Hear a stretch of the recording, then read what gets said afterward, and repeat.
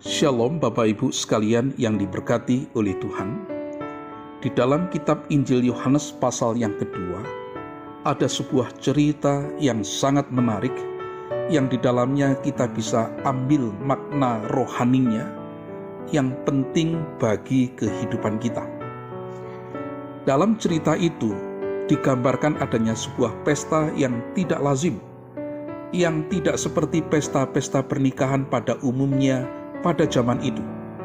Pesta yang sangat istimewa, yang mampu menyuguhkan anggur yang baik dari awal hingga akhir pesta.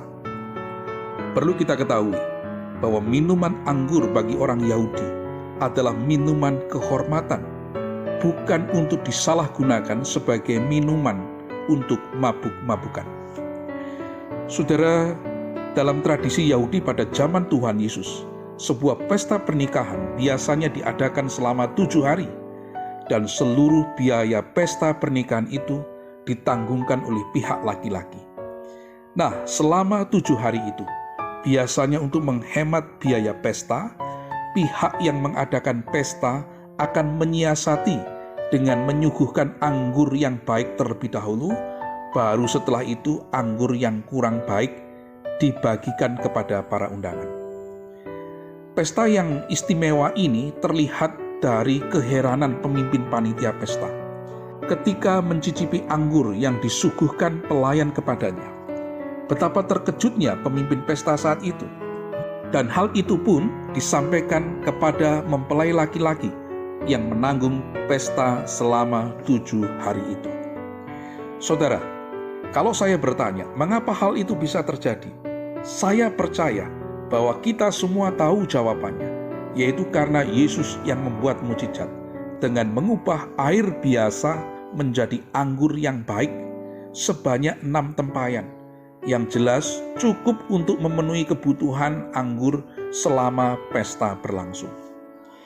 Dari kisah ini, saya ingin membagikan 3 makna rohani buat saudara-saudara semua.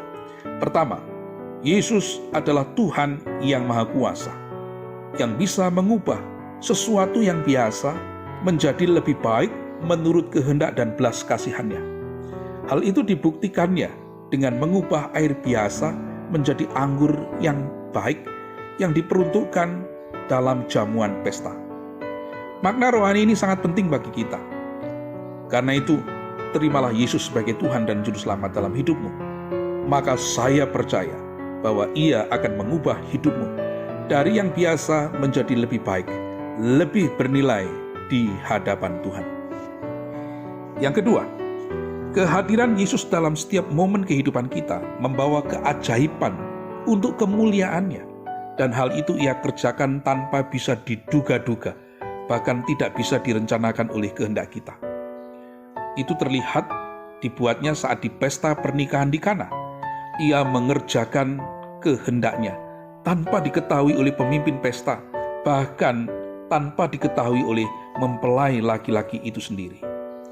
Oleh sebab itu, saudara-saudara sekalian, undanglah Yesus dalam hidupmu. Setiap apapun yang engkau hadapi saat ini, apapun problem yang ada di depanmu, apapun pikiran yang engkau rencanakan saat ini, hadirkan Yesus.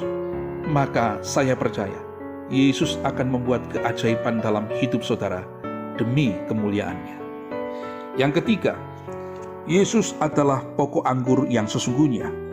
Hal ini disampaikan oleh Dia sendiri dalam Yohanes pasal 15. Yesus sendiri mengumpamakan bahwa dirinya adalah pokok anggur dan orang percaya adalah rantingnya.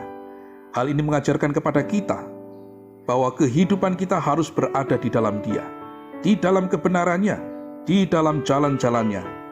Karena di luar Dia, kita tidak bisa berbuat apa-apa, tidak bisa menyenangkan hati Bapa, tidak bisa memuliakan Dia, seperti ranting yang tidak bisa berbuah ketika ia terpisah dari batang induknya. Saudara-saudara sekalian, melalui renungan ini, saya mau sampaikan bahwa Yesus penting bagimu, bagi kehidupanmu, bagi keselamatan jiwamu. Hadirkanlah Dia dalam hidupmu setiap waktu. Tuhan Yesus memberkati saudara sekalian.